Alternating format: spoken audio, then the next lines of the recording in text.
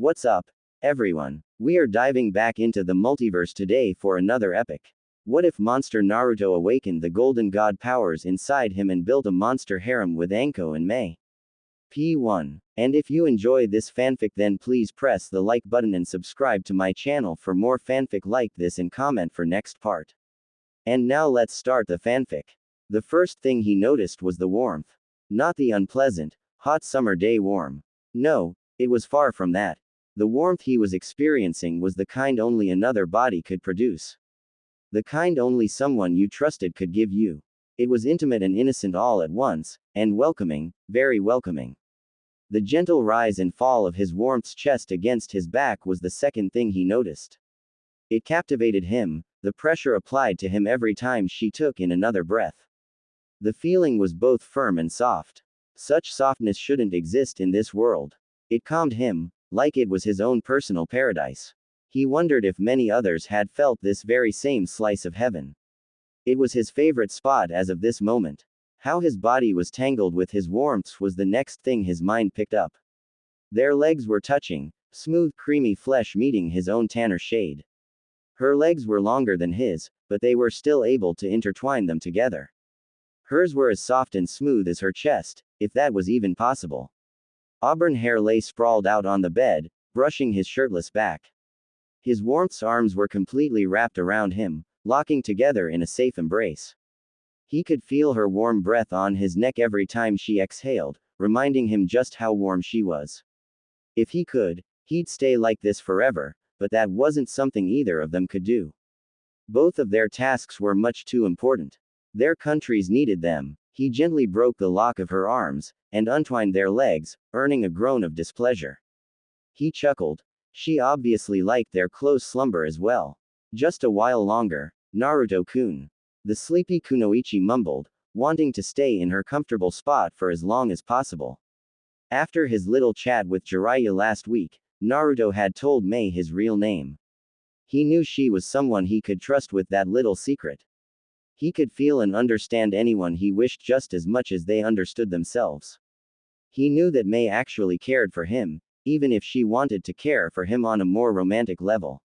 She had respected his decision of not wanting to have UAL relations with her, which relieved the blonde greatly, and agreed to having just a closer than most friendship, which included, but was not limited to, sharing a bed. He was happy that she wasn't offended that he didn't want to have with her, and that she was okay with their relationship as it was. The last 4 days had the Resistance and Rohan waiting for the right moment to strike the weapons factory. They knew that there was a monthly shipment plan, where the factory would send the newly created kunai and shuriken to Kiri, which was the perfect opportunity. Shio was a larger village than most, and timing was crucial if they intended to pull off a clean hit and run operation. In the small time they had to relax, Naruto had spent the majority of it with Mei. They spoke a lot about what would happen with Kiri and all of Mizu no Kuni after Yagura was dead. The woman had many ideas for her country, which included peace treaties with the other nations. She had no wish to ever have to plunge her birthplace into war again. They had suffered the effects of war for too long already. Another topic they discussed was Naruto's incredible power, or as much as he was allowed to tell her, which wasn't much. He had explained that like Jiraiya, he was a sage, just on a more potent level. He told her that he was born with his abilities, and had joined the Anbu when he was 6, which shocked the woman greatly. He was the youngest assassin she ever heard of. It was incredible and so sad at the same time. We have to get up now, he said softly, resisting her cute pout. Or do you want everyone to find out that we sleep together? He frowned. With Saru and Ero Sennin, we'd never hear the end of it. That wasn't something he was looking forward to. He wanted to keep whatever intimacy he had, with anyone, as far away from his fellow Sennin as possible, or have his private life become the man's newest porn book plot. That wasn't something the blonde would appreciate. Mei sighed in defeat. She knew they needed to get up before everyone, or they would find out their innocent enough secret. They weren't doing anything in her room, just friendly spooning, but neither of them were delusional, no one would believe them. She had no problem sleeping with Naruto, you ally her just for the warmth and company, but she didn't want everyone knowing it. She wasn't ashamed, she just needed her private life to stay private. She was the leader of the resistance after all, and she needed to keep her powerful and deadly kunoichi reputation. I really wish you were older, she sighed. If you were, we wouldn't need to hide, she paused, whatever this is. She really wished they were closer in age, or at least that he was a little older so that they could have some fun together. Naruto returned the sigh. Sorry. He chuckled. I didn't have any control over my conception. He gave another chuckle, this one dry and humorous. I don't even know who my parents were. May gave the blonde a sad smile. That was another topic they talked about. Neither of them knew their parents. In Naruto's case, he wasn't even allowed to know who they were. May's father had died at the beginning of the Third Shinobi World War, right after May was born. Her mother had died a year later, leaving the woman all alone in the world. Well, I guess I can forgive you then, she replied, stretching herself against the large comfortable bed. Ever since Naruto had joined her in sleeping, she had been able to sleep better than ever. It saddened her that he would have to leave. She would miss his presence and warmth in her bed, which was much too big for only her. Good. Naruto smiled. I wouldn't want you to be mad at me for the rest of the time I'm here, he said, also stretching. After the two got dressed and left one at a time, they returned to their places among the others. Saru was oblivious, as was Jiraiya, but only because he kept undressing the females of the resistance with his eyes. Damn perv. Neko, however, knew that something was going on between the two. What it was, she had no idea, but something was definitely happening. She held her tongue, though, knowing that she could risk her command. She didn't want the most powerful operative in her squad, in her village, to see her as nothing more than an annoyance. Karasu knew as well, it was obvious to him. They went off to sleep at the same time and Nezumi never slept with them. How everyone else hadn't figured it out confused him, but like everything else, he stayed quiet. He didn't like to pry into anyone's private life. That sounds like overkill to me, kid, Jiraiya said uncertainly after his godson had explained the new plan to hit the factory under Shio. We need to send the Mizukage a big enough message so that he'll show up himself. Nezumi replied, smirking underneath his mask. I don't think anyone can ignore that. Jiraiya had to admit that, if anything, his beloved student's child was imaginative. Even he, the great Toad Sage, author of the greatest book series in the Elemental Nations, couldn't come up with the idea Nezumi had. It may have partly been because he didn't have the power to pull it off without his godson, but that was a moot point. Yugura was definitely going to show up in Shio, and once he did, he would die shortly after. I agree. May spoke up at her side of the table. If this doesn't cause him to show up, then I don't know what will. She finished, giving Nezumi a small smile she thought only he saw, but having Neko and Karasu already knowing what to look for, it was clear as day to them. So when does this little play of yours begin? The Gamma Sennin asked, folding his arms in front of his chest. Because I have things that I need to do, he added, giving Nezumi a look only he would understand. My presence is needed elsewhere. The blonde nodded, receiving the message with ease. We should be ready to strike tomorrow, if all goes as planned. Neko replied. She was eager to get back to Konoha, she missed her lover. I'm guessing we'll be out of Mizu no Kuni in a couple of days. Nezumi knew what Neko was feeling, and the woman knew he did too. She knew he didn't try and snoop on her emotions, he was just born able to feel others around him. It was still somewhat embarrassing though. He knew how much she craved to be with Hayate. While she wasn't trying to hide their relationship, it was still awkward for her that someone knew her private feelings. If anyone, though, she was glad that it was the young blonde, because he never used it against her or teased her about it. He let her feel the way she wanted and never brought it up, which she was eternally grateful for. Once this little factory is destroyed, I can leave, right? Jiraiya asked with his gaze set on Nezumi. If the boy hadn't told Neko that they had a very close teacher-student relationship, then she would have been bothered by how much he directed his questions to her Kahai. Yugura should be dead after that, so I won't need to be here anymore, right? Nezumi could tell that whatever it was that his sensei needed to attend to was something very important. He knew his fellow Sennin was a pervert, always peeping on women for his newest porn novel, but he also knew that the man was a master spy, providing information for Konoha on a regular basis. In short, he was a busy man, and the war in Mizu no Kuni, no matter how terrible it was, wasn't his problem. Nezumi shot Naoko a look that said sorry, which was strange that she understood it considering they were both masked. Correct. Once Yagura shows up, we can take it from there. The Uzumaki said, reassuring his sensei that he was free to go after the raid. He was upset that the man had to go so soon, they hardly got to spend any time together anymore. They were both very busy, Nezumi with his Anbu missions and Jiraiya with his spy network. Okay then, the Sannin said with a smile. We're all good to go. He clapped his hands twice for good measure. One dead Mizukage, coming right up. He yelled a bit too cheery for Mei's liking. He was a bit too happy about ending the life of a Mizukage for her to be comfortable with. She would have said something about it, but then remembered what Naruto said, how they were both senin. Mei knew that Jiraiya was powerful, the man was a living legend, but she hadn't known just how powerful. The images of Naruto taking out Black Harbor raced through her head, she never wanted to fight something like that. Even if he did say he was more potent than the older man, even half of the power she witnessed that day would be terrifying to go up against. She made the choice to just let the old man be, not wanting to risk it. She wasn't scared of Jiraiya, she was just logical. If she tried anything with him, no matter how close she was to Naruto, there wasn't a doubt in her mind that he would crush her to save him. It might hurt him to do so, but he would. The boy was a Konoha Anbu through and through. His people mattered the most, above all else. That was one of the reasons she liked him so much, despite his young age. We'll attack early tomorrow morning, right when they're loading the boats. When Nezumi and Jiraiya-sama are done with the first wave, the resistance will come in for a second. Naoko continued. My team will be set up around Shio to help the escape. Here, she looked at Nezumi. That's when your last part comes in, Kahai. Nezumi nodded. He knew what was going to happen, and he knew that Mei hated it with a passion.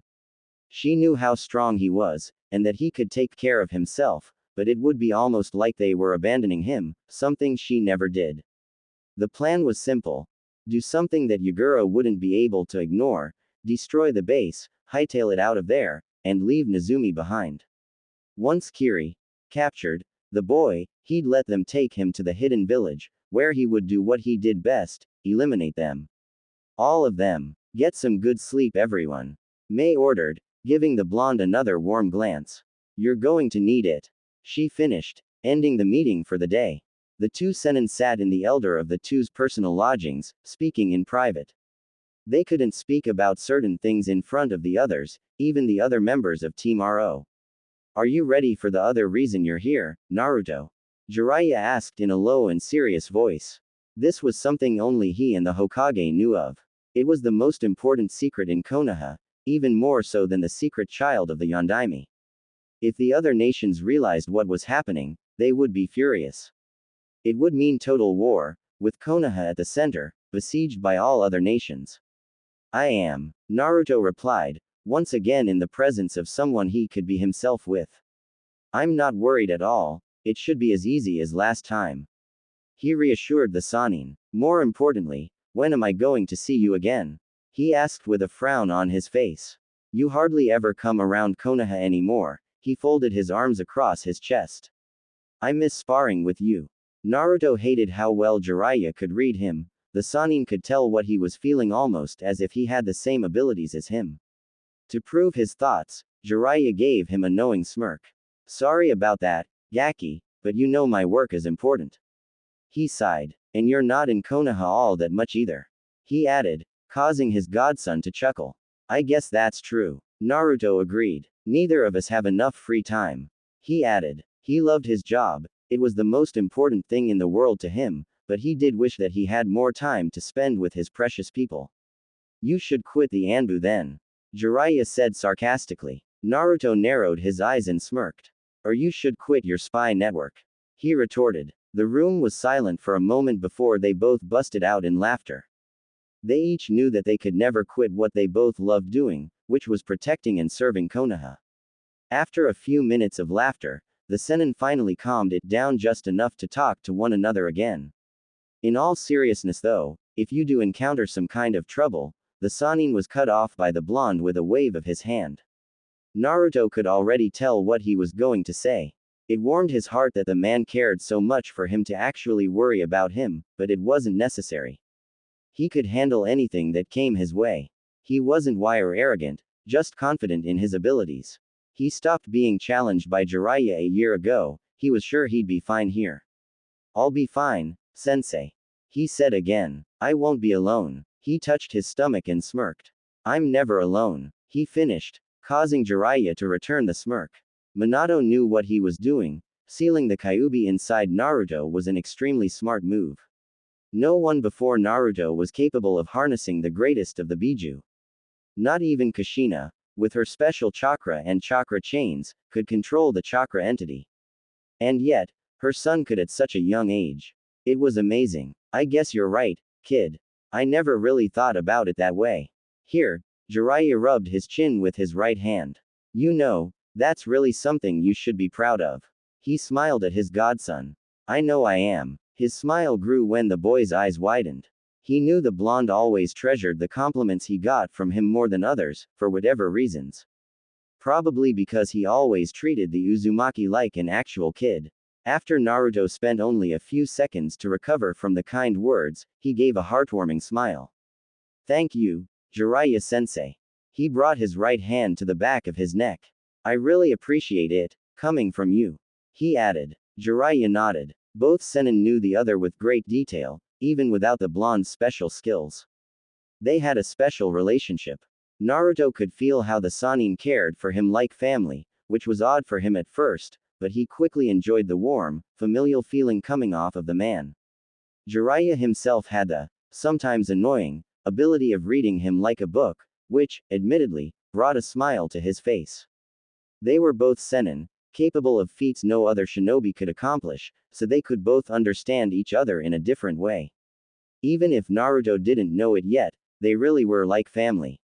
She could feel the sickening mark on her neck flaring with pain. Great. It was going to be one of those days. Mitarashi Anko had been trying to have a nice and peaceful day at home when her curse mark started acting up. Her roommate, Yuhi Kurenai, was out on a mission with her not-so-secret boyfriend, Sarutobi Asuma, which made the apartment all hers for the next couple days. She liked being alone sometimes, just to get away from it all for a while. Kurenai was one of her few friends in the village that she could trust with anything and everything. When she returned from that bastard Orochimaru's island, where he tested her and then dumped her, she had been a little ostracized for her involvement with the hubby traitor. A few years had passed and she was reaccepted into the village after proving herself to be loyal. And now, she was just another kunoichi of Konoha. No one saw the snake when they saw her, and she liked it that way. After Orochimaru, she had another problem. She liked to dress a little more revealing than others, which she only did to better express herself. It wasn't like she was some who'd sleep with anyone interested. Somehow, though, that was exactly the reputation she had built up. Anko was by no means a virgin, but she'd only slept with a total of 3 men in her entire life, and each one she had tried her best to date. It wasn't her fault that the relationships never lasted very long, men just couldn't handle her. She was wild, and liked to experiment when she did get a boyfriend, which she thought guys would like. She chalked it up to them just being pussies and held her head up high when they'd tell their friends how freaky she was in the sheets. That was a reason why Kurenai was one of the only people she could trust. The woman would always keep what she said a secret, even from Asuma, and never judge her for what she said. After the 3 guys didn't work out, the snake mistress wanted to see if a woman could keep up with her desires. That was a dead end as well. It seemed like there was no one in the village who could satisfy her needs, and be with her in an actual relationship, which she wanted. She didn't want just casual, she wanted a man, or a woman, to come home to and rest in their arms, or they in hers. Just someone that she could count on like Kurenai, but also have fun in bed with when it's that time. She didn't think that was too much to ask for. Today was a day of relaxation, a day to just push all of her worries and problems to the side, but that was now being ruined by the damn curse mark on her neck. It seemed that whatever she did, she was going to be miserable. She would always be stuck in this nightmare that was her life. She would always be alone, in pain, and depressed. She was not one of those girly girls, but right now, she wished someone would come in and sweep her off her feet like a princess, just this once. She wanted a prince, a knight in shining armor to come get her, to come savor her. As she lay on the floor, clutching at her neck as the tears poured with the amounts of pain she was in, both physically and mentally, she whispered 4 words that no one would hear but the wind. Someone, please save me. Like always, she was left by herself, crying in agony, waiting until the pain stopped. It never really stopped. I've been thinking, May trailed off as she lay next to Naruto in her bed. They were in their innocent intimate position again. It was already time for them to get to sleep. They needed rest for tomorrow's op. Have you kissed a woman yet? The blonde could feel her excitement and hopefulness. I have not, he answered, a perfect poker face hiding his amusement. Why do you ask? He almost laughed. He already knew why, and the woman's excitement increased. She really liked him. Well, I know you don't want to have, but, she trailed off, blushing slightly. That was new. Whenever they were in bed, May had always been aggressive, and not really shy at all. Now the woman was all kinds of embarrassed, but still excited. Very excited. He asked, trying to get her to say what it was that she wanted.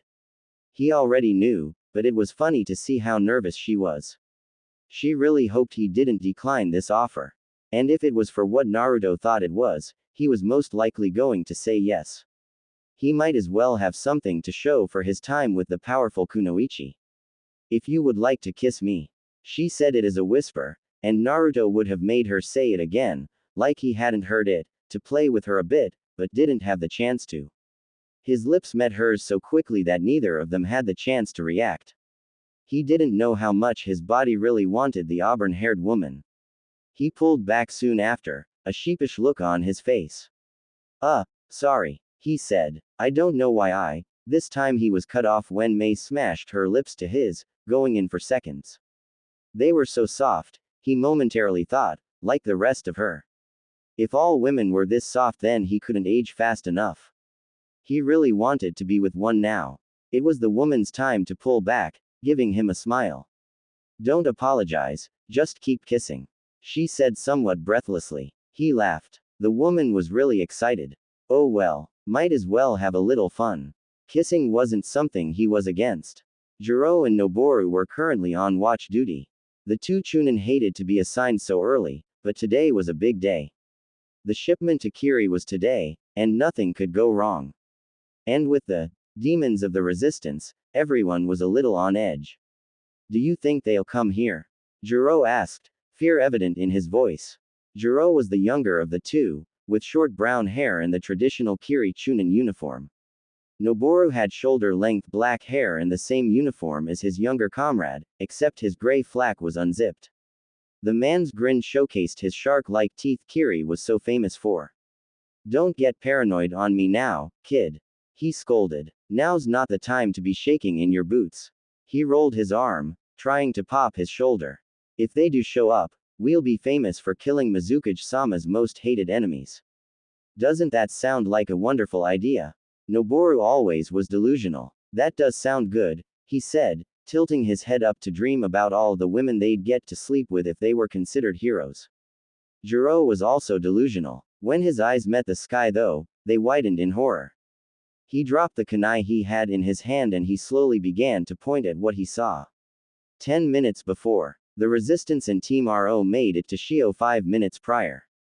May and the rest of her people were speaking to RO Han. Nezumi and Jiraiya were a little ways away, with the white-headed man in a lotus meditation stance and the blonde standing behind him with his hand pressed against the older man's back. Nezumi had the ability to transfer chakra, even natural chakra, into another person. After spending so much time training with his godson, the boy had taught him a thing or two. With some effort, Jiraiya was able to reduce the time it took him to enter Sage mode.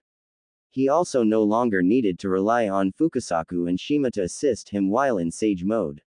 When time was an issue, and he needed to enter the enhanced state, Nezumi could funnel natural energy into him, so all the Sannin had to do was stop the intake when he felt it was balanced with his own physical and spiritual energies. It cut the older sage's time in half, making entering sage mode extremely easy. He still kept his toad-like features though, he was stuck with the imperfect version.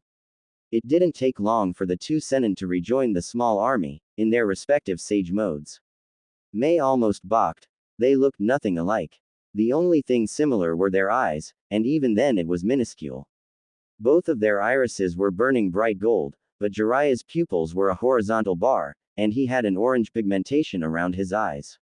Mei now understood why the man was called the Toad Sage, he resembled one to an incredible degree now. We're ready, Nezumi said, nodding to Naoko. We'll get into position. Naoko replied. Give us 2 minutes before you start. Nezumi and Jiraiya nodded their heads. It was about to begin. My men are ready, Mei informed. We'll hit the base the moment your wave is complete. She finished, giving Nezumi a nod. She was still nervous and disliked the part of the plan that left her favorite blonde alone with the tyrannical murderer. But it was a necessary tactic. No one besides him could handle taking on Kiri and the Mizukage at once, and he didn't want to risk losing one of his friends. It may not have been all that long since he came to Mizu no Kuni, but he already considered a lot of the resistance his friends. It was hard not to when you could understand everything they felt. Nezumi returned the nod and was about to say something before they got the signal that Naoko, Saru, and Karasu were in position to help pull off the escape. He sighed in annoyance but signaled back nonetheless. You ready, kid? Jiraiya asked. This op was his and Saru's idea, and it wouldn't work unless the blonde was spot on. He knew it was pointless to ask, his family was always ready to bring a little chaos. Or in the blonde's case, a lot of chaos. He never did anything without giving it his all, or most of it. Nezumi was silent for a few seconds. In the next moment, he took his mask off, a vicious grin on face. Let's play, sensei. Noboru followed Jiro's hand into the air, trying to get a look at what terrified him. What he saw was, like nothing he'd ever seen before. Senpo. Cho Odama Rasen Terengen, Sage Art, Massive Rasengan Barrage. Was all they heard, and the sun was blackened.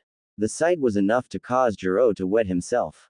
What the hell was going on? 100 blonde boys, all looking alike, were falling from the sky like heaven's warriors, each with an extremely large blue spiraling sphere in hand. Noboru was somewhat of a sensor, so when he felt whatever it was falling down upon him, he was able to appreciate the power that was going to definitely kill them. When they drove their spheres into the ground, which just so happened to be right above the weapons factory, it felt like Armageddon was unleashed. The damage done was enough to completely rip the earth apart, exposing the large building beneath. Naruto laughed. It was a deep, vicious thing, and allowed his partner to do his part. Senpo. Cho Odama Rasengan, Sage Art, Super Giant Rasengan. The Sannin shouted, driving his own large sphere into the exposed building, destroying everything under it. Naruto could hear the screams form within, and it excited him. He hadn't played for days, and this was the first time he'd ever played with his fellow Senin. It was fun, like they were a tag team, slaughtering their prey with effortless skill. He heard Mei's battle cry, signaling the resistance to move in. He smirked. Time to show the woman he made out with last night why he called himself a monster. Kurama, you ready to join the fun yet? He thought through his link with the mighty Kyuubi. He couldn't see the giant fox, but he knew there was an equally vicious grin on his face as well. He had his answer. Mei was cutting down the men and women in her path with practiced skill, trying to get to Naruto. He had said she was in for a big surprise during the fight after their activities the previous night. She didn't know what else he could do to surprise her at this point, but she was really eager to see it. What else was he capable of? She had to know. She was fascinated by him. That's when she saw it. A giant red beam shot up into the sky, originating from the blonde. There was an actual pressure being forced on the shinobi in the area. The air was suddenly thick, and several degrees warmer. Everything was silent, until the bloodthirsty roar rang out in the rubble. A version 2 Jinchuriki was what emerged from the red-black sphere that appeared after the beam had dissipated. The shockwave from that thing managed to throw many of the ninja away. The roar itself put many on there and some even passed out from the incredible fear the killing intent was causing. Mei's heart had never beat so fast and loud in her life. In the ruins of the factory stood a miniature Kyuubi no Kitsune, in all of its version 2 glory. The white eyes pierced into her soul, freezing her to the spot. That's when the demon did the unthinkable. It smiled at her, finishing off the unbelievable action with a playful wink. Had she seen that correctly? Did a demon just tease her? Naruto roared with laughter, which was incredibly terrifying for everyone around, it being so beast-like and deep. She had asked for it when she started the teasing. He was the heavyweight pranking champion after all. He couldn't forfeit his title just because he met a pretty girl. With a burst of speed so great that not a single person could track him, he was gone, letting Kurama take over for his turn. It was only fair that he could come out to play as well.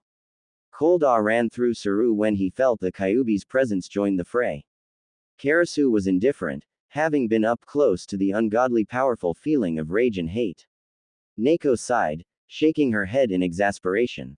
Did her Kahai really need to let that monster out? Wasn't the one underneath the mask more than enough? She knew he liked to be fair with his little friend, that would never get easier for her to say. It was an awe-inspiring shock that a child could harness such great power. But to call the strongest of the Biju his little friend was somewhat unnerving. He was speaking so casually about something that the entire world feared, like it was nothing more than the norm. It probably was the norm for him, which was why it was so unnerving. Another large spike of the Kyuubi's power could be felt. He really wasn't holding back all that much, was he? Neko sighed again. Her Kahai really needed to learn the meaning of restraint. Again, another huge spike was felt. What the hell was he doing over there? If Mei hadn't spent all of that intimate time with him, who she now knew was the Kyuubi's Jinchuriki, she would have been terrified to the point of retreat. What the boy was doing right now was slaughter. He was massacring the Kiri forces. There wasn't really any need for her or her men. Even Jiraiya had taken to watching from the sidelines, his face not expressing any emotions whatsoever. The Sannin had never seen the destruction his godson could cause, but he always knew it would be something on the scale of what he was watching happen to the Mizukage's men. If Yagura didn't show up with this, the man was either not right in the head, or really didn't care what happened to his people. Jiraiya highly doubted he could dismiss this, even if he was one of the two. A Jinchuriki couldn't ignore another Jinchuriki, and one was right in the Mizukage's backyard. He had to come, and that would be his downfall. It was only a matter of time now. Another powerful beam of carnage shot from the version 2 Naruto, this time in a random area. He knew the young Anbu operative hadn't lost control, he just wanted to provoke Yagura into showing up as much as possible. Firing death rays off at random places was the closest thing the water shadow was getting to an invitation. After Mei recovered from her shock, she huffed. The cheeky brat was playing with her. He knew the plan didn't need the resistance at all, but he, for some reason, decided to lead a teasing crusade against her after the first time they'd slept together. After that, they had both been in a playful game of back and forth, trying to make the other blush or, like in this case, shock them. She hated to admit it, but he had won all of their future battles of wits with that one little wink. He really was the self-proclaimed prankster god he said he was. When the smoke settled and the last Kiri loyalist fell, Naruto released his version 2 transformation, still smirking at the world. He could feel how the others looked at him now. They were scared of him before, but now they were absolutely terrified of him. He didn't mind all that much. It was the Konoha-born people he didn't want to fear him. The resistance had nothing to fear from him, but he couldn't really blame them, he probably did look like a demon. Okay, I get it. He heard Mei's voice coming up from behind him. You win, she added, in a not-so-pleased tone. Naruto smirked again. He was very proud of his achievements. He then felt something that made him nervous. She wouldn't bust the both of them for the sake of her pride, would she? Terumi Mei brought her face to his in a passionate kiss, right in front of Jiraiya and the rest of the resistance. She would. Damn, he really got to her with that last gesture if she would do this in front of the most perverse man in the world. Let it be known that Terumi Mei was not a person to go down without taking her opponent with her. He could already feel the old sage raring up. Great. This ought to be fun. Not now, Ero Sennin. he said before the pervert could open his mouth to say something that would make everyone there uncomfortable. I can feel someone on their way here, he announced, his sage mode increasing his sensory range. They're powerful, he continued, slipping out of May's reverse hug.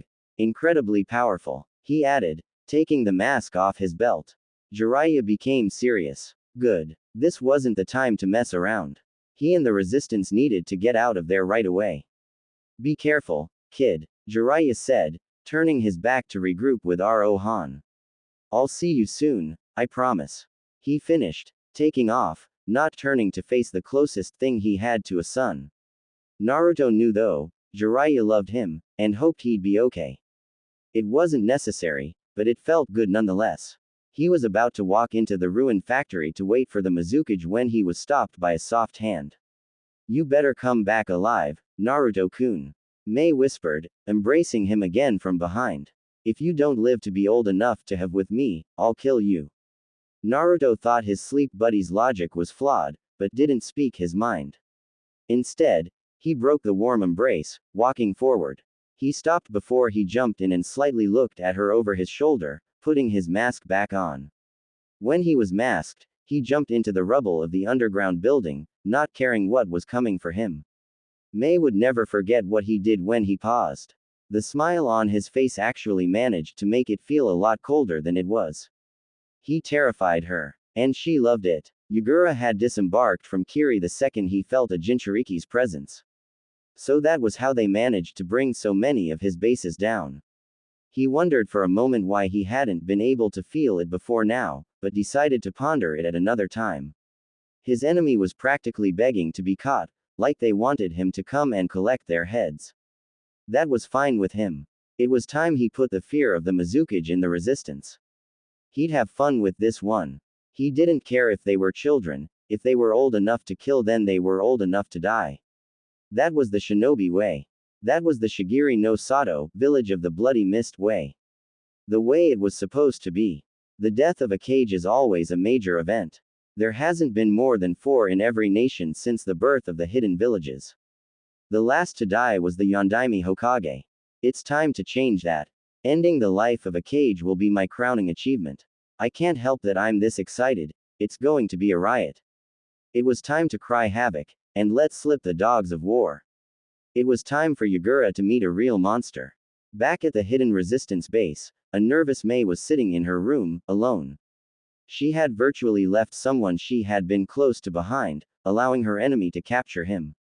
She had seen what Naruto was capable of, and yet she still worried about him. The blonde had been someone relatively new in her life, but he had already secured a place in it. It was strange. Why was she so drawn to the boy? It wasn't until their rather satisfying make-out session that she realized that she felt a little more than lust toward the young Anbu. It confused her considerably. Not only was he a lot younger than her, but he was from another village. Relationships between two people from different nations never really worked out very well. She knew as much, but her heart kept telling her that she wanted something more from him. Right now though, all she wished for was his survival. He may have been the most powerful shinobi she had ever seen, the stuff of legends even, but he was still just one person, against an entire village. The odds were not in his favor. She hated herself for retreating, she really wanted to be by his side right now. She may not be as strong as he was, but she was a kage-level kunoichi to be sure, capable of going head-to-head with some of the world's greatest ninja. She knew that she could help him, even if just a little. Anything would be better than just sitting here, in a bed too big for just herself, and doing nothing while someone else was off fighting her battles for her. She wasn't horribly prideful, but she did have some, and letting another do her duty didn't really sit right with her. Her mind was made, she was going to go help Naruto. He didn't need to face this enemy alone. She made to get up when there was a knock on the door. She sighed in annoyance but composed herself immediately after. She couldn't let this affect her judgment. You may enter. She called out to her slightly unwelcomed guest. She thought it would either be Ao, coming to inform her about another trivial matter, or Saru. The man kept pestering her with date proposals. It was annoying. She didn't care one bit what the monkey-masked man wanted. Naruto was the only one she was interested in. So she was surprised when Naoko, the Konoha Anbu captain, came through her door. Naruto had told her that he somewhat hinted to his captain that they were a little friendlier than most friends would be with each other, and apparently the woman wasn't too thrilled about it. May had thought that the cat might have a thing for her blonde, but he had quickly told her that she had someone back home, and only worried about the age difference between them. She didn't really think that the conversation they were about to have would be a fun one. May-san. Naoko greeted. I would like to talk to you about something. She added as she walked into the room to stand in front of the leader of the resistance. What would you like to discuss, Naoko-san? She asked politely. It couldn't hurt to play nice. Hopefully the woman would show her the same courtesy. I'll be blunt. It didn't look like they would be speaking politely. I don't like what you're doing with my Kahai. She stated bluntly. The woman really didn't know all that much about subtlety. May chuckled. You don't even know what we are doing in here. She retorted. If we're doing anything at all. She added. And even if we were, it's none of your, anything she was about to say was cut off by the purple-haired woman's dismissive hand. I don't care what you may or may not be doing in your free time. Naoko stated. I still don't like it. He's far too young. May opened her mouth to defend herself, but was stopped by the Anbu woman. Let me finish. May narrowed her eyes but held her tongue nonetheless. She might be special to Naruto, but this woman was one of his people, his family. He'd kill her without a second thought if she did anything to her. I'm not here to berate you for your wrongdoings. May raised an eyebrow. Naoko then sighed. She obviously didn't like what she was about to say. I'm here to. She paused. She really didn't like what she was about to say. I'm here to put your mind at ease. May's eyes widened. The woman was actually trying to calm her. I don't understand, she said in confusion. I thought you didn't like me. It didn't make sense. The woman was trying to help her with her internal struggles. I may not approve of your relationship with my Kahai, but I, too, care for someone very dearly. Naoko admitted. I know what it's like to worry about them. May nodded slowly, not knowing what else she could do. It was a bit awkward to sit with Naruto's senpai and talk about him like they were lovers, which they, unfortunately, were not. If my precious person was in Nezumi's position, I'd be worried sick. She continued when the auburn-haired woman stayed silent. With my Kahai though, she gave a small whisper of a chuckle, you have nothing to worry about. Now May was thoroughly confused. What was the woman's angle? At the leader of the resistance's confused face, she elaborated. He's capable of much more than you've seen so far. Again, the woman was shocked. Any more powerful than what she'd already seen would be entering the realm of impossibility. Was Naruto even human still? She had her doubts. I appreciate your kind words, Naoko-san. She finally spoke. You've made me feel a little better. I still think you shouldn't be in a relationship, whatever that relationship may be, with a 10-year-old. May's smile quickly vanished, replaced with a frown. He's mature for his age, Naoko-san. She replied in a sickly sweet tone. Naoko edged her head to the side. He's still a child. Naoko replied just as sweetly. May ced her tongue. She wouldn't get anywhere with this woman. She was too set in the mindset that he was physically 10. His mentality, however, was much older than that of a 10-year-old boy. He was wise beyond his years, and thought like an adult. To her, he was older than she was, in mind at least. She couldn't wait until he was older and more grown-up looking. She knew he would be a knockout, and couldn't wait to witness what he would do in his life. He was going to change the world, one way or another. Well, if that is all you have to say, I'd like to be alone now. May stated, ignoring subtlety like her guest. Naoko nodded and left the room, having said what she came to say. She really didn't like whatever was going on between the two, and she had finally said what was on her mind while reassuring the woman that she had nothing to worry about. She found herself smiling under her mask. She was hanging around Nezumi way too much lately. The reason she was smiling was because she thought that if anyone, May should worry about Yagura. He was about to meet a monster. And then he would die. Shimura Danzo was the second in command of Konohagakure no Sato. He was an old veteran, and best friend and rival to Sarutobi Hiruzen. This very man was in the Hokage's office for his weekly private meeting. They discussed many things in these meetings, from recent events to important foreign matters. At this very meeting, Danzo was bringing up their little issue in Mizu no Kuni. We need to react to the Mizukage's blatant disrespect to Hai no Kuni. He repeated, his voice the only thing heard in the Hokage's office. If we let his transgressions against us go unpunished, we will look weak in the eyes of our enemies. Hiruzen sighed. This was always how the man reacted.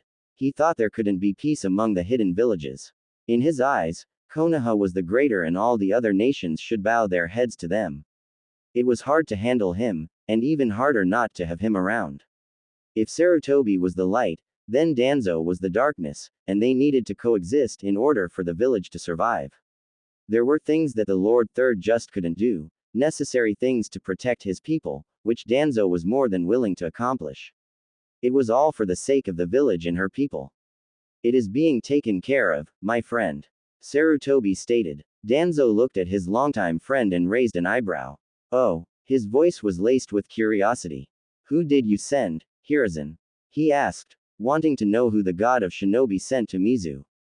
He had thought that his Hokage had become too soft, unable to make the right decisions for Konoha.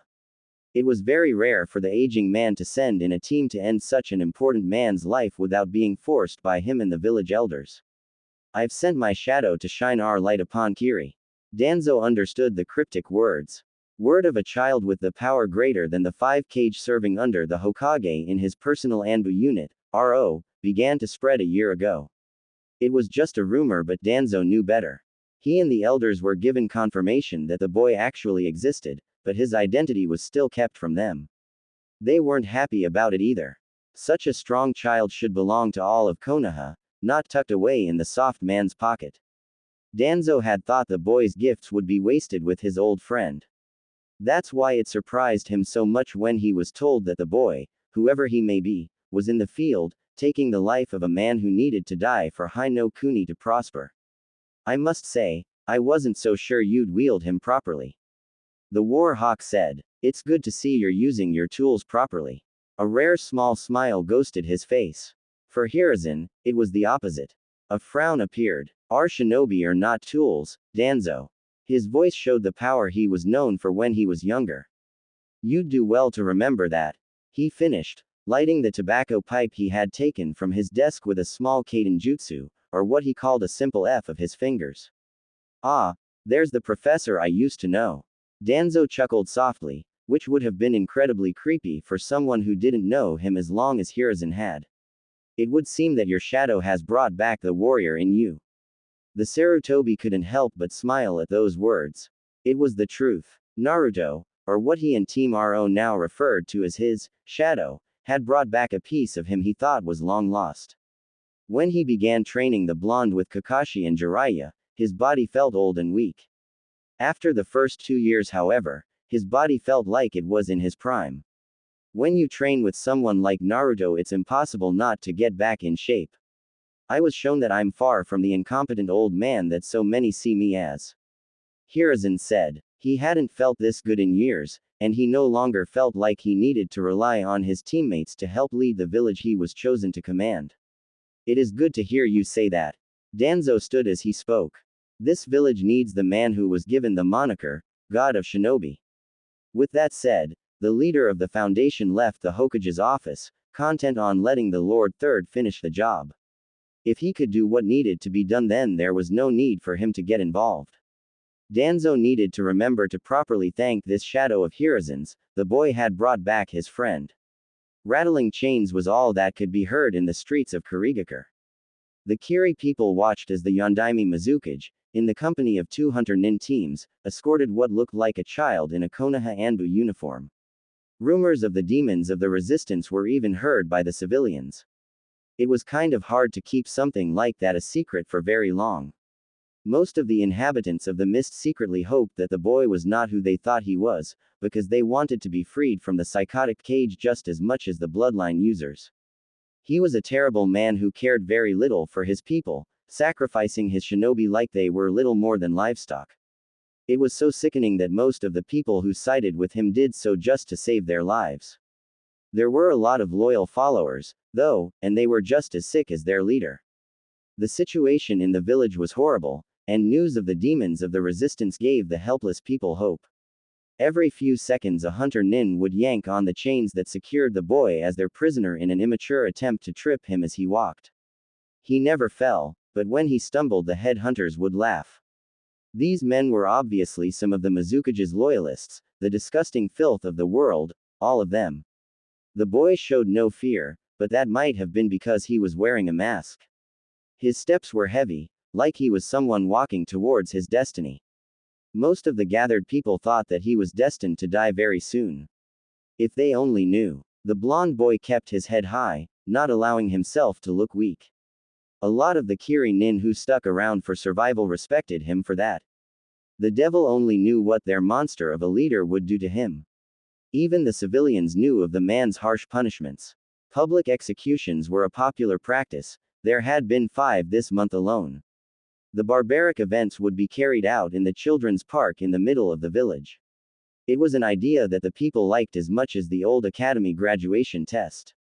The man had a hard-on for incredibly horrible ideas.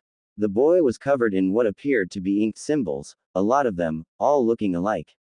The shinobi knew that they were chakra suppression seals, special seals made to lock away a person's chakra.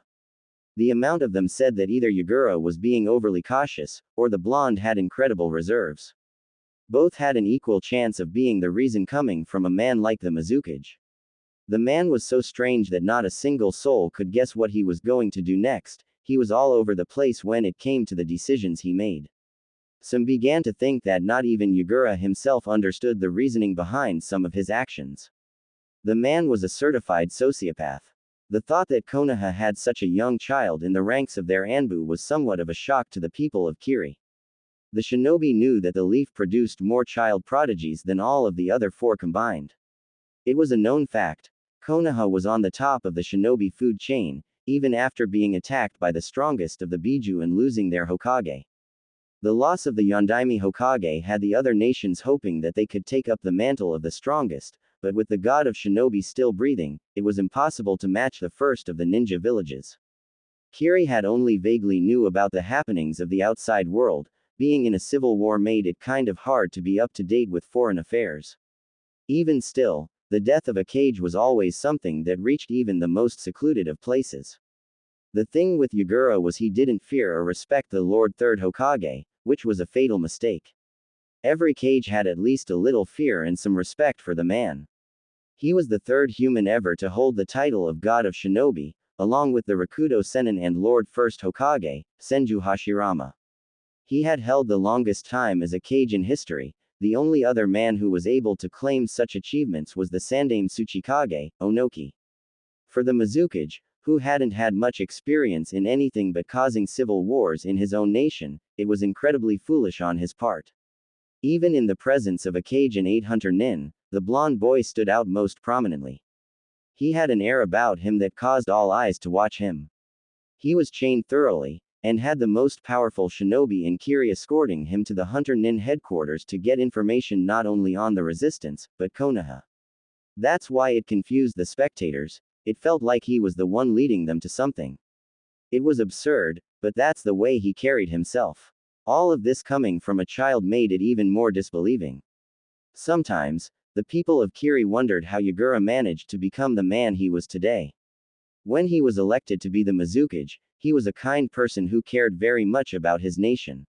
Now though, he was proving the people who thought a Jinchuriki shouldn't be in office correct. It was hard to not accept their words now. Yagura was the worst thing to happen to Mizu no Kuni. Ever. That wasn't saying that it was the Biju inside him causing all the trouble, but that's how a lot of people saw it. Something goes wrong with a Jinchuriki, blame the Biju. The boy was now almost out of sight for the citizens, but they could still tell that he was in their village. It was kind of scary that a boy could leave such a huge impression on people without saying a single word. He was no doubt one of the demons of the resistance. That was too bad. The people had hoped he would save them from Yagura's reign. Ah well, there was always the other one. A lot of people had thought the same thing. Hopefully he'll be the one. The Hunter Nin headquarters was a large underground fortress directly underneath the Mizukage's office. It served as both the interrogation center and the head hunter's base of operations. It served its purpose and nothing more. It was the picture of a perfect and strict militaristic building. Very fitting of Kurigakure, seeing as it was constantly involved in war, be it with other nations or itself. Currently, a mouse-masked, blonde boy was chained to a seat in the middle of a dark room in this building, his body covered in chakra-suppressing seals. Yugura, a man of small stature and messy light gray hair, don't forget his pink, pupilless eyes and stitch-like scar running down from his left eye, was standing in front of this masked blonde boy. His childlike appearance did nothing to decrease his powerful cage presence. He had the eyes of a butcher, a monster, and the Mizukage didn't know, but the boy didn't like what his eyes were claiming to be. You know who I am, but I am afraid that I don't know a thing about you. Yugura coughed slightly. Besides the obvious Konoha affiliation and Jinchuriki status, he added. Nezumi was silent for a second before he spoke, his head never changing its position. I am God's shadow, he whispered softly, yet everyone present in the room heard it clearly. You've angered my master, so he sent a real monster to cleanse this land of your tainted soul. The words were obvious to the cage. There was only one man who never claimed to be a god, but was seen as one anyways. The Lord Third Hokage. Yugura was about to reply, but apparently the boy read his mind. You're looking at him. Yugura scoffed. You claim to be a monster while completely unable to move. The Sanbi's Jinchuriki shook his head in disappointment. Such big words for my prisoner. He added. The boy must be delusional. There wasn't a bigger monster than himself. That thought was the man's fourth mistake. At the boy's silence, Yugura began again. I still don't know your name, boy. His voice showed annoyance. The kid was wasting his time with these word games. Are you going to tell it to me, or not? He asked with annoyance in his tone again.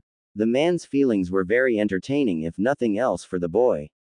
I will. He whispered again, and like the last time, the softness of it made it no less audible. Right before I kill you. He finished a moment later just to get on the man's nerves some more. He didn't like Yugura already, but he had made it personal with that monster remark. He took his title very serious, and this man had, in his mind, challenged him. The Mizukage sighed. Since you obviously do not wish to share any information with us willingly, I have no choice but to have my men take it from you forcefully. He was sure that if the boy was threatened with torture that he'd break. Even if he was a Jinchuriki, he was still a child, he had to be afraid of something. Or, so he thought. Oh, I'm willing to tell you everything you wish to know, actually. I'm just saving my name for the end. Nezumi replied in a relaxed voice. If Yugura wasn't so annoyed at the blonde, then he would have noticed the strangeness of the boy's calm demeanor. He was a prisoner, in the heart of enemy territory, and in the presence of a cage. Warning flags should have gone off at the beginning of the conversation. Apparently, the Uzumaki's plan to get under the man's skin was working beautifully. Yugura raised an eyebrow at that. Anything? He asked, his interest once again piqued. This boy was a Konoha Anbu who had gained the trust of Terumi Mei and her resistance, he had to have or she wouldn't have accepted his help. That meant that he had to know where his enemy was located and any future plans they may have. He was most definitely going to torture him for more information, but it helped if the person talked a little first. It was always helpful to know what to ask about. When the boy nodded, he continued. What is Terumi Mei's next plan? Couldn't hurt to ask and see if the boy was being truthful. She plans to come to Kiri. He answered quickly, causing Yugura to actually believe he was telling him the truth. What does she plan to do when she arrives? He asked immediately after, not wanting to waste his chance to learn what the woman was doing. He had only fought the woman once and it ended in a draw. Someone with that kind of power was not someone the Mizukage could let live. Nezumi edged his head to the side. To become the Godime Mizukage, of course. He said genuinely. Someone has to put Mizu no Kuni back together after you're no longer in this world. He continued. You know, because I'm going to kill you and all. He added quickly. He wanted to chuckle so badly at this moment. The little man was really annoyed with him now. Enough of this. I'm done with your little games. Yugura spat. I'm done offering you a chance to escape torture. He turned to leave his torture specialists and the 200 nin teams that came here with him alone with the child. Ah, but that was never a possibility, now was it, Yugura? the blonde said before he could leave. Remember, you were most definitely going to torture me. He added emphasis on the two words he knew the man had thought. The cage turned, his eyes narrowed. The boy had just, very subtly, hinted that he knew what he was thinking. It looks like I've got your attention now. Nezumi continued. Thankfully, it would seem like even without him here to completely pull your strings like the puppet you are, you can still act like a real person. He added, confusing the man. Nothing could get past his sensory abilities. Nezumi could feel another presence manipulating the Mizukage.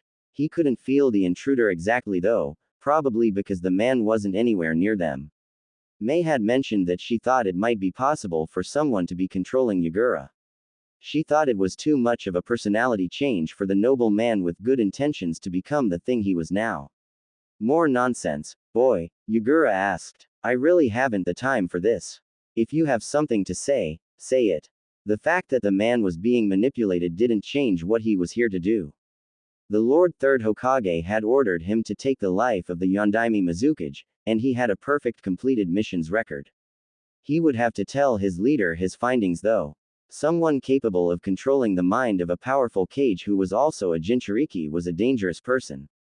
They needed to be prepared if the man decided he wanted to try Konoha's cage out next. It helped that he could tell that the small man had retained most of his personality, even with the man's control. It meant he really had challenged his monster status.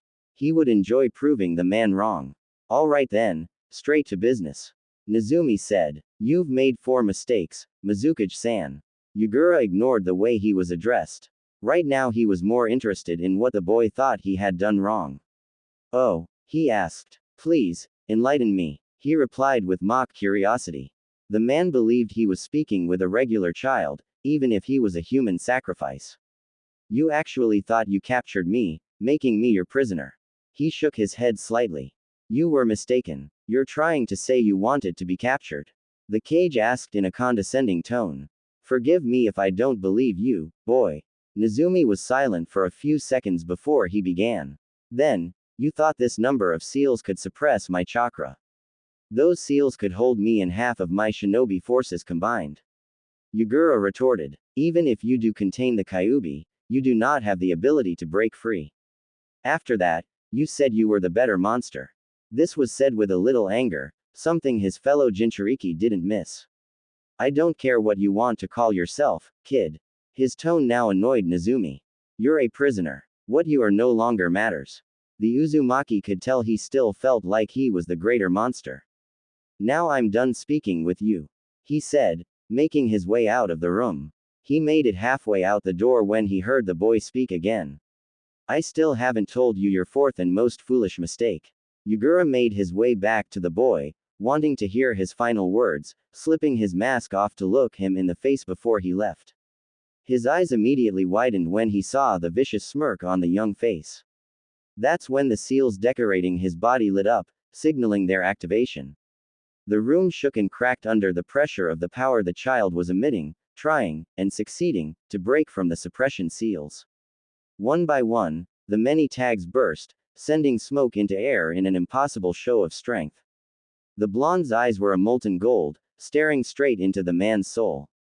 Yagura was the Mizukage, and the Jinchuriki of the Sanbi. He wasn't scared easily. But when the boy next spoke, he was terrified. You ed with Konoha. In the blink of an eye, the now awake Naruto was in front of Yagura, sending him through multiple walls with a single natural energy enhanced punch. He made sure the blow wouldn't kill him. It wouldn't be fun if he died right away. He wanted to play. The second his fist met the man's face, 3 of the hunter nin were on him, their kunai in hand. Their hands were outstretched to slice through him when they heard him whisper a god into existence. Bishaman. The golden form of the god of justice and war formed around their target, successfully blocking the blades just with his body. The thing was tangible. Wonderful. What the hell was this kid? Naruto didn't even turn to face the men behind him. He wasn't here to waste his time with these people. He'd get to them shortly. Instead, Bishaman turned, his entire body now facing the 10 occupants of the room his master was previously imprisoned in. When the thing began to go through a series of hand seals, the men suddenly emitted the feeling of dread. Good. Naruto uttered the technique being used by the golden construct of natural energy. Kaden. Gokaku no Jutsu, fire release, great fireball technique. When the golden god brought his right hand to his mouth, the room, along with the men inside, were incinerated into nothingness by impossibly huge, white-hot flames. He didn't know, and really didn't care, but he had just produced the world's biggest fireball in history. He was a monster. He knew he was capable of feats no other could conceive of. Confidence, not arrogance. He could see the Mizukage stand from the rubble in the distance of the room he was slammed in. That meant the man wanted to play some more. Naruto was happy about his decision. Yugura took the staff-like pole he had on his back into his hand, letting Naruto get a better look at the uneven hooks at the end, and the green flower on the larger end. It was an odd weapon to use, but the blonde learned not to judge something on its appearance only. The Mizukage spun it in his hands for a moment before he took off in the direction of the person who had the audacity to attack him in his own village. The Mizukage's staff met Naruto's Tanto in an impressive display of kenjutsu. Even if he wasn't using a sword, the hooks at the ends of the pole were close enough. Yugura was getting angry. With every strike, the blonde was able to parry it with one-handed ease. He was even putting all of his strength in every swing. It meant the boy was much stronger, and that was impossible. He was a cage. He had more experience in combat than a child. Yet, he was being toyed with like he was the less experienced. It really annoyed Yugura. The two broke off from their brief weapons duel, jumping back to a safer distance. I don't know how you did it, but you are still my prisoner, even if you are not chained.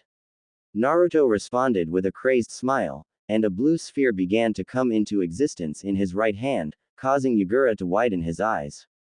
He could tell that thing was made of pure chakra and it would either severely wound or kill him if it found its mark. So when the boy rushed at him, intending to slam the ball of energy into him, he brought his staff up, ready to counter the boy's jutsu. Rasengan. Naruto howled, driving the Lord Fourth's technique at the Mizukage. Yugura smirked as he spoke. Suiten. Mizukagami no Jutsu, water release, water mirror technique. Out of the large, flat circular pool of water came a perfect copy of Naruto, down to the Rasengan and everything.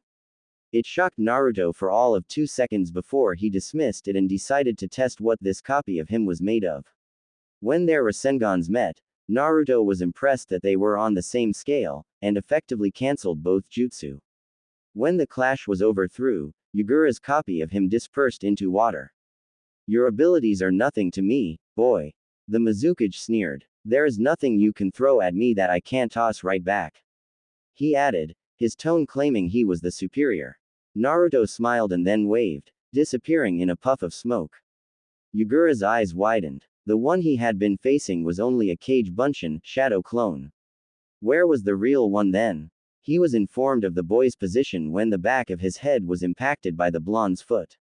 This kid was seriously fast, much faster than he was, or anyone he had ever met for that matter. He couldn't keep up with the fight as it was now. It didn't matter if he could cancel the ANBU's attacks if he couldn't react to them fast enough. He needed to change his tactics. He needed a game changer. He needed his Biju. The wild grin on Naruto's face was absolutely sinister. He really liked playing with other Biju. The red-black cloak that represented a tailed beast's chakra began to flood Yugura's body, showing the world his exceptional control over the Sanbi. Naruto knew the real reason though. The same man controlling the Mizukage's actions had also enthralled the Biju, making his cooperation with its host incredible. He had complete access to the giant turtle. The air was thick with the version 2's transformation complete. An actual weight was bearing down on all of Kiri. White eyes bore into gold ones through a vicious miasma of scarlet and black, searching for any kind of fear in the Konoha-nin. He knew the boy was a Jinchuriki, but his control over the Biju should have struck fear into anyone. It made the water shadow nervous that the boy was so collected, even when staring what looked like a demon in the eyes. He decided to ignore his feelings and attack the boy with all of his might. The three-tailed, version 2 form shot from his position at Naruto, pulling his arm back to strike with enough force to shatter entire buildings. This had killed every shinobi who tried to block, thinking they were physically stronger than he was with the Sanbi's chakra surrounding him in the demonic shroud. So imagine his surprise when the boy caught his enhanced punch with enough force that blew out the wall behind the blonde. Even more surprising was when he tried to retract his fist, he couldn't get out of the blonde's grip. The Sanbi's chakra didn't even burn him, which he guessed made sense since he, too, was a Jinchuriki. But the boy's physical strength, even with the Kyuubi helping him, which he could tell was not happening at the moment, shouldn't have made it possible to hold him back with little effort. What are you? The deep and intimidating voice coming from the transformed Yagura asked in awe. This child couldn't be human, not with this kind of power. The smirk he received was unsettling. I'm a real monster, he said, before letting go of the man's fist and slamming a kick in his head, sending his fellow Jinchuriki sailing. Before he could impact with anything, Naruto was behind him and slammed another kick into his chin, sending Yagura into the ceiling this time, crashing his way to the surface. The sight of Kurigakure's Mizukage in his Biju cloak being thrown from his own office forcefully was seen by many. The blonde boy who was thought to be the leader's prisoner came from the building next, the obvious assailant. It caused the people watching to hold their breath in anticipation. What was going on? Once the Biju enhanced Mizukage hit the ground, he took off for Naruto again, this time intent on hitting him with a Sangosho coral palm, to slow his movement. Just like last time though, he wasn't fast enough and ended up receiving another powerful kick, sending him flying away from the village. This was Naruto's plan. He needed to be alone for his secondary task, and too many lives would be taken if they started their death match in the heart of the village. He wanted Mei to have something to lead afterwards, and destroying Mizu no Kuni's hidden village and its people would be counterproductive. Yagura roared in anger. The boy was playing with him and he was still dominating the fight completely. He wanted to change that. When Naruto saw the Mizukage begin his Biju mode transformation, he was ecstatic. He hadn't fought a Biju in years, and the last time he did, it was so much fun. The thought of taking a tailed beast on head-to-head was something most people would fear, and try their best to avoid. Naruto was the farthest thing from normal though, and he loved the idea of doing the impossible. Everyone had a hobby, and that was his. The giant turtle Biju appeared on the outskirts of Kiri in all its glory. The shell of the beast was a dark gray, with spikes standing up all around its body, promising pain to all who got too close. Underneath the shell was a dark red or maroon color, as was the only eye he had open, the iris being a dark orange and the pupil the same maroon. Its three tails swayed back and forth in the air while he observed his newest opponent. Yagura was still in charge, his mind the dominant in the transformation, so he still possessed the rage he had toward the boy for making him look like he couldn't handle himself against a mere child. Without preamble, the form of the Sanbi shifted into that of a ball-like shape, shooting itself at the blonde with incredible speed. In his head, Yagura had been absolutely livid. He was going to show the child what a real monster looked like. That was a big no-no. With a shout of effort, Naruto met the spinning form of the bald Sanbi with nothing but his own fist. For a second, the Mizukage had thought the boy was foolish to try and challenge the powerful attack from the gigantic being. He then realized that he was the fool. He never even had a chance. This wasn't even a real fight. You needed two for that, and Yagura was obviously the only one trying. With an impossible display of godlike strength, the Mizukage in his Biju mode was stopped in his tracks, and then shot even further from Kiri than they already were. The blow was the most devastating thing he had ever felt, and he was cursing the gods that he was still conscious, because what came next was even worse. Yagura had angered Naruto, actually angered him, and caused the blonde to forego his decision to hold back. He was full of natural energy and Biju chakra raced around his body in an excited manner. He had felt the man's mind, and what he heard caused him to snap. No, now Naruto was going to show him what a monster could do. The Sanbi was laid on its back, still trying to recover from the powerful punch. With brute strength that would cause Tsunade to gulp, Naruto took hold of the Biju and threw him into the sky above. He was not finished. When Jiraiya had taught him the Rasengan, he had mentioned that it was incomplete. The Yondaime apparently wanted to add a nature chakra to the technique, but died before he could. The Toad Sage had tried for many years to complete his student's prized jutsu but was never able to. It was incredibly difficult. Naruto really loved his wind affinity. The screeching wind signaled the new variant of the Rasengan. Blades of wind rotated around a grinding ball of energy, screaming to be let loose. And let loose it was. Futon. Rasenshuriken, wind release, Rasenshuriken.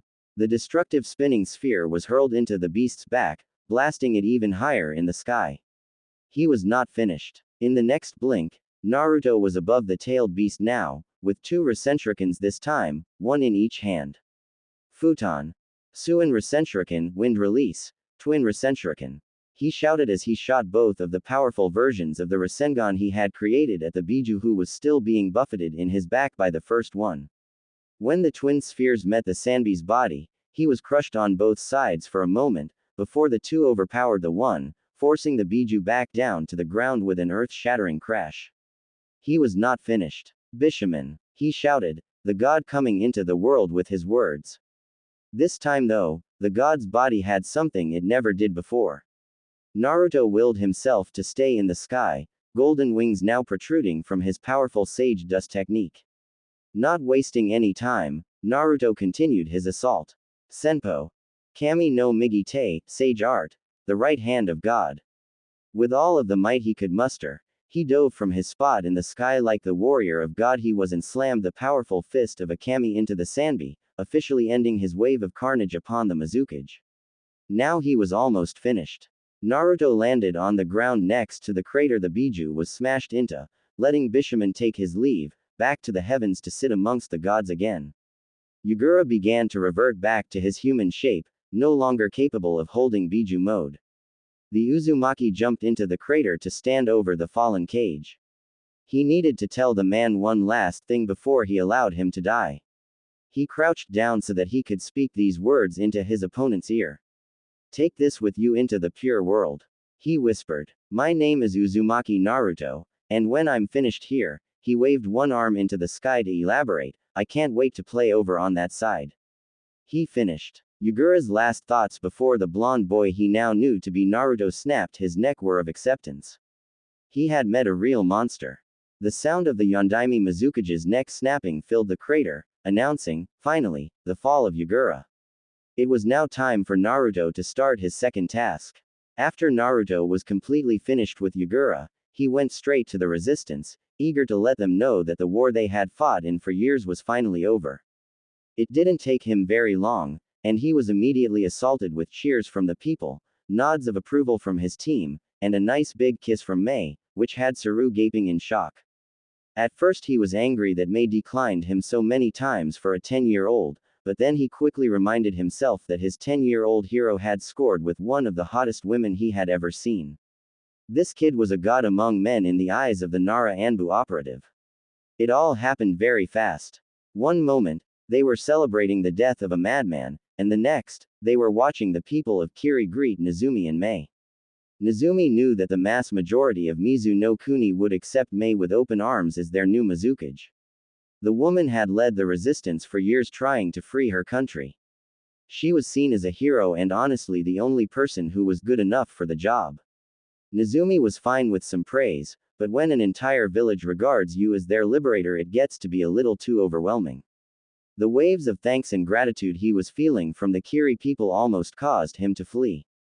But in the end he stood his ground, not wanting to show any kind of weakness to the hidden village. He had to keep Konoha's reputation intact. Mei had given off the feeling of immense gratitude and even disbelief. The crater they found the dead body of Yagura in was extreme in size, and she wasn't sure if she wanted to know what caused it. It scared her somewhat to know that Naruto could take a Biju down all by himself. But for some reason she didn't find herself thinking any differently about the blonde. He was someone she had come to trust completely in the small amount of time she knew him. Arohan knew their young comrade could do it, but gave off the feeling of pride. It wasn't every day a 10-year-old took down a Kage who was a Jinchuriki to boot. Saru worshipped him even more than he used to, which was partly because of his win over Yagura, and partly because of his win over Mei. Nezumi knew that he thought there was some kind of UAL conquest involved with their relationship and he was going to try and convince the pervert that that was not the truth, even though he knew it would be futile. Karasu was proud of his friend, but kept silent, knowing that he could feel his feelings. Naoko had thought the most about his actions. The captain was very pleased with the effectiveness of her Kohai's actions. He had eliminated his target and kept the village out of danger. There were no unwanted casualties whatsoever, which showed the resistance how good Konoha was at what they did. That, however, was not the biggest emotion she felt. Nezumi was happy to know that Naoko didn't just see him as a subordinate, but almost like a little brother. She was extremely grateful and relieved that he came back unhurt and safe. He had found someone he might be able to call family in the future. Having an older sister sounded like fun to him. As Nezumi walked side by side with Mei, he felt something he had never felt before. He had freed a country smothered in war from an oppressive leader, and that felt amazing. He was a monster to the enemy, but to the citizens he was a hero. He had unintentionally become his hero, the Lord Fourth Hokage. Again, time passed quickly and Mei was already the Mizukage. It had only been 2 days and the people knew what they wanted. The woman would lead them into a peaceful era, which they deserved. It was the day when Mei would speak to Kurigakure. On top of the Mizukage building, Mei stood in her full cage robes, about to address her people. To her right was Nezumi and Karasu, the two who helped liberate the country the most. To her right was Ao, her right hand since the civil war started. Behind her were the village elders. Even they welcomed Mei as the new Mizukage. It seemed Yagura had little support in his crusade against bloodline users. Mei brought her hand into the air, silencing the crowd that showed up. Kiri, I am Terumi Mei, and I am your Godime Mizukage. She announced. A wave of cheer and applause resounded throughout Kurigakure. Again, she silenced them with a hand. Our country has seen much sadness throughout this war, and I am overjoyed to say the war is no more. This time, when the cheer and applause came, it was much louder, and Nezumi could feel the happiness from the entire village. Mei let the sounds quiet on their own. When they did, she continued. My resistance stood against Yagura and his barbaric teachings, so today, here and now, I promise you that all of Mizu no Kuni will see peace. I'm already sending peace treaties to other hidden villages so we never have to see unnecessary war again. The village was silent, but Nezumi could feel the gratitude the villagers felt for Mei. She was their savior. Or, one of them. Now, I'd like to introduce 2 young men who helped free our nation. Mei said, getting all of the gathered people's utmost attention. These 2 are not even from our country, but they risked their lives to save us. She continued, a smile appearing on her face. Without them, this war would not have ended so soon. She brought her arm out in a welcoming position, telling Nezumi and Karasu to join her. I'd like to formally thank you, Karasu of Konoha. You have done my country an incredible service. I am in your debt. Cheers rang out through the village. This was one of the demons of the resistance, someone who everyone that disliked Yagura wanted to meet. Like his partner, it was easy to tell he was still very young as well, which made him even more popular. Karasu bowed his head to the Mizukage, showing Konoha's respect to the new hidden village they were going to be allied with. The next person I'd like to introduce is this young operative, Nezumi of Konoha. Mei said, pointing at the blonde Anbu. This boy brought us hope when we thought it was all but lost. The crowd remained silent through their new Mizukage's words. He single-handedly razed Black Harbor to the ground, freeing the innocent men and women that were wrongly imprisoned there. She smiled while she said these next words. And he ended the cruel reign of Yagura not 3 days ago, all for the sake of freeing our people. Konoha has shown that it is a village worth befriending. She put a hand on Nezumi's shoulder and smiled. Kurigakure no Sato, I give you the bringer of hope. She finished, allowing what seemed like the entire country to cheer for their savior. And that's how the monster became the hero. The mask I wear on my face means a lot more than my codename and keeping my identity a secret. I am a monster, and it is important that I stay one. But there are times when I can't afford to be anything but a regular human. As Nezumi, with the mask on, I am capable of being that human, that person. The mask keeps the monster at bay. As Naruto, without the mask, I am a warrior of God, a monster who enjoys taking the lives of demons. What am I to do now? The mask is gone, taken from me by a wolf in sheep's clothing. The monster is all that remains now. And that frightens me. Sarutobi Hiruzen stood at the top of the Hokage Tower, letting the breeze wash over him in the dimming sunlight. It was nearing dinner time, he thought. It was a calm day in Konoha. There were clouds above with the sunlight peeking just behind. It was quiet and peaceful, a rare thing these days. He was relaxing, waiting for the captain of Team RO to meet him, going through all the new things that had happened in the past 4 years. After they had returned to Konoha, RO Han had gone through a lot. His shadow lost his best friend, the young Uchiha, becoming a missing nin for the sake of his village, but only a handful knew of his task. His shadow had known, being there to witness both the meeting between the Hokage and the village elders with Itachi and the horrible massacre itself. The order to take the lives of his fellow clan members was not given by Hiruzen, but by his old friend, Danzo. That had caused the Hokage to strip the War Hawk of his title of second in command. He hadn't known, but he had become number 1 on Nezumi's shit list. He had taken his friend away, and he would not go unpunished. But that would come later, and with the help of a certain Uchiha survivor. The Uzumaki would give his friend's brother exactly what he wanted when the time came, and the Hokage knew it. It wouldn't happen until the young Uchiha was ready though. No one but Hiruzen knew that the blonde had spoken to Itachi before and then after the deed was done, and the promise he had sworn to his first friend. As long as he was breathing, Uchiha Sasuke would be safe. When the Kamikage said something, it would be done. That was another new thing. Kamikage, God's Shadow, had become Nezumi's official moniker. People who followed him, which was practically any Anbu or Jonin, by this point, who heard stories of his triumphs, knew of his other name, the bringer of hope, the hero of Mizu no Kuni. The young blonde had become the most famous shinobi in Hai no Kuni and no one even knew who he was. After one of the lower-ranked Anbu teams heard the Hokage talk about his shadow, they had spread the word about the Kamikage actually existing. It became such a big spectacle that Hiruzen had to confirm that the operative Nezumi, Konoha's Kamikage, was in fact real or risk a riot. It was absurd. Soon after the Uchiha massacre, Inu had left the Anbu Corps to become a full-fledged Jonin, which was not his choice. Nezumi had been sad but had greater things to worry about, like leading Team RO. Sarutobi had named Nezumi the official successor of Inu as the captain of RO Han.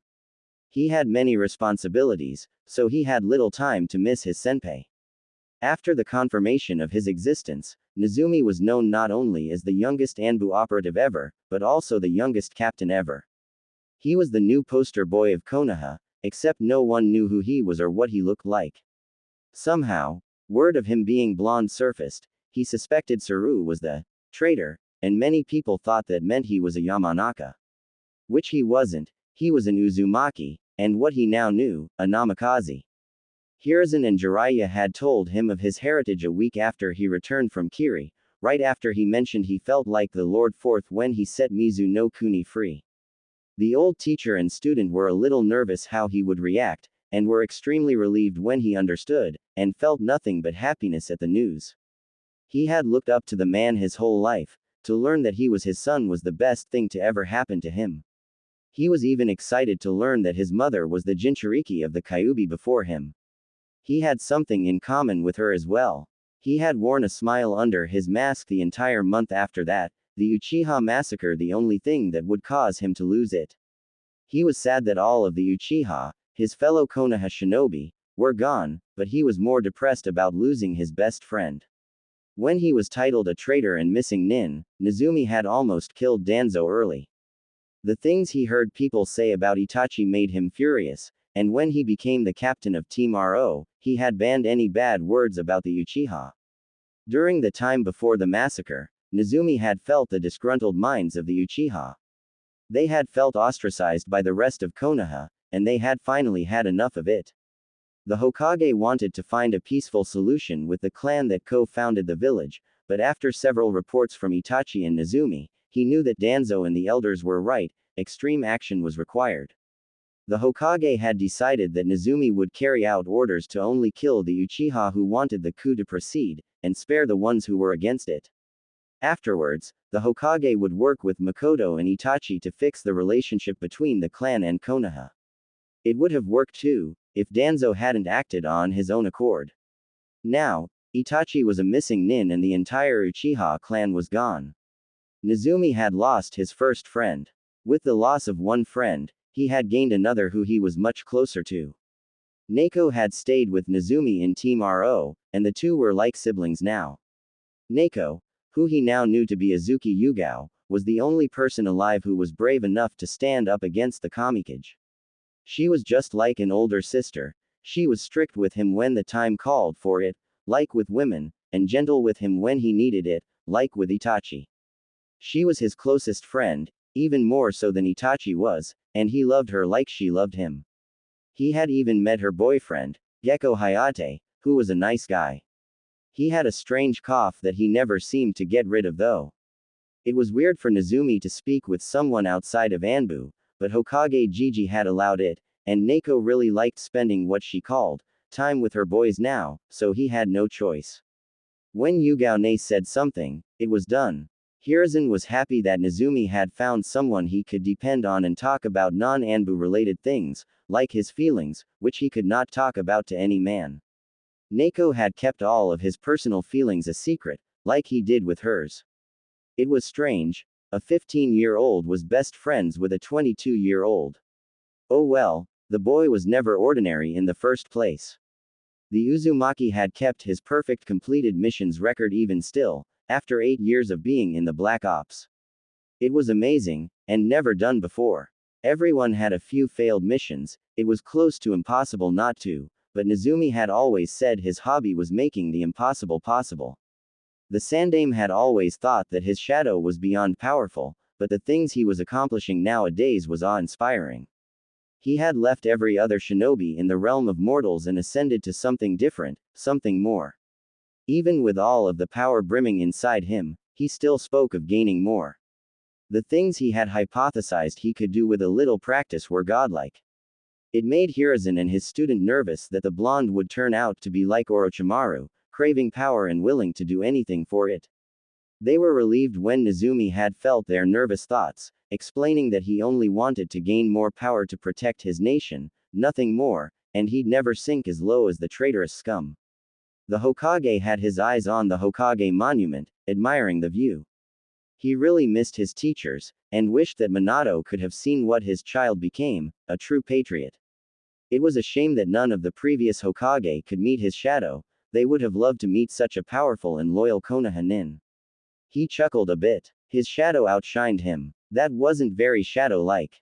It didn't matter though, the boy was definitely becoming Hokage soon, and when he did, he would change the village for the better. Even more, he would change the world. Hiruzen knew it, could feel it in his old bones.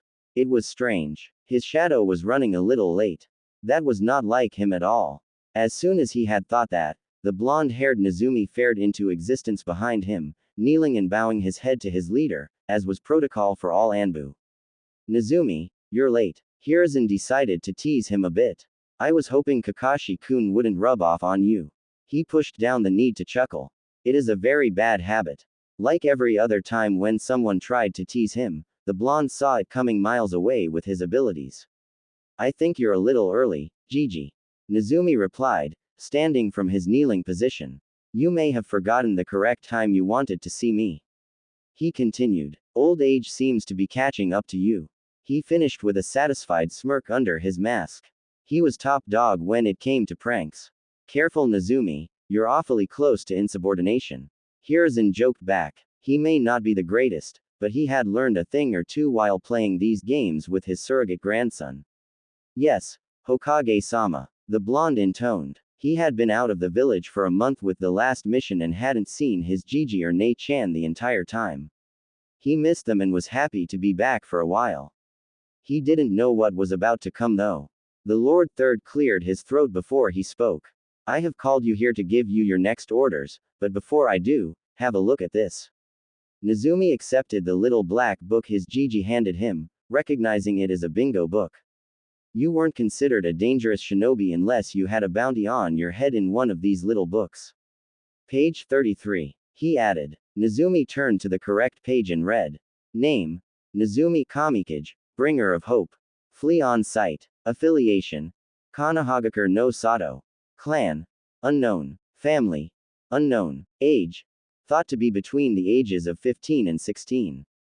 Height 170.2 centimeters. Hair color blonde. Rank SS class. Classification Sage, Censor, Jinchuriki, Kyuubi no Kitsune.